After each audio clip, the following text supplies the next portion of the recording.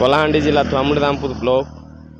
ଆଜି ଆମେ ଉପସ୍ଥିତ ଅଛୁ ଗୁଣପୁର ପଞ୍ଚାୟତ ପାନଭଟା ଗ୍ରାମରେ, ଯେନ୍ଟାକି ଆଜି ବହୁତ ମାତ୍ରାରେ ଏଠି ଉପସ୍ଥିତ ଅଛନ୍ ଆଉ ତାଙ୍କର ମତାମତ ନେମା ଯେମାନେ କାଁଟା ଲାଗି ଅଛନ୍, କାଣା କାମ କରୁଛନ୍, କେନେ ଯାଉଛନ୍, ଏ ବିଷୟ ନେ ଆମେ ଇନ ବହୁତ ସଂଖ୍ୟାରେ ମା ଭଉଣୀ ବାପା ମାନେ ଅଛନ୍, ଭାଇ ମାନେ ଅଛନ୍, ତାଙ୍କର ପାଖେ ଯାଉଛୁ। प्रधानी କେନ୍ ଗାଁ କି? गुणपुर पानभटा ହଁ ଆଜ୍ଞା ଏଇଟା କାଁଟା ଲାଗି କରଛ ଆଜ୍ଞା? एटा हूँ आज्ञा जाग यज्ञ समस्त कार्य आमर दल को डाकिले आम जाइकरी सेन उपस्थित होकर आमर नाम संकीर्तन चलाउछु। ଧର୍ମକୁ ନେଇକିନା କରାହଉଛି କି? हाँ यहाँ हूँ आमर संकीर्तन चैतन्य महाप्रभु को धरिक कराहଉଛି। କେତେ ବର୍ଷ ହେଲା ନା ଷ୍ଟାର୍ଟିଂ କରୁଛ?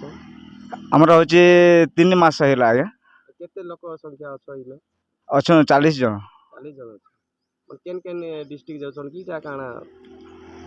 हाँ जिते बेले जो पंचायत आम डाकिले सब जो जगह भी डाकिले भी आम से जगह जाइकरी आमर नाम संकीर्तन आम उपस्थित करुछु। ଆଜ୍ଞା ଆପଣ ନା କାଇଁ ନା? दिव्य शंकर पात्र କେନ୍ ଗାଁ ଆଜ୍ଞା? पानभटा ପଞ୍ଚାୟତ गुणपुर ବ୍ଲକ छामुरामपुर ଡିଷ୍ଟ୍ରିକ୍ଟ କେନ୍ଟା? कलाहांडी। ଆଜ୍ଞା ଏଇଟା କେନ୍ କାମ ଲାଗି ଏଇଟା ଇନ ଆଜି ଯେନ୍ ଉପସ୍ଥିତ ଅଛନ୍ ଏ ସବୁ?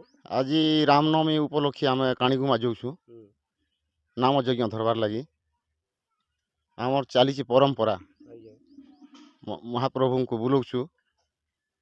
କେତେ ବର୍ଷ ହେଲା ଆଜ୍ଞା ଏଇଟା ଆପଣ ଯେନ୍ କରୁଛନ୍? आम 3 मास चली ଏଇଟା କେନ୍ ଧର୍ମକୁ ନେଇକି କରାହଉଛି କି? हाँ चैतन्य महाप्रभु के निकर करा होगी। ଥାମୁଡ଼ାଦାମପୁର ବ୍ଲକରୁ ବାଲେଶ୍ୱର ନାୟକଙ୍କ ରିପୋର୍ଟ, ଫାଷ୍ଟ ନ୍ୟୁଜ୍ ଓଡ଼ିଶା।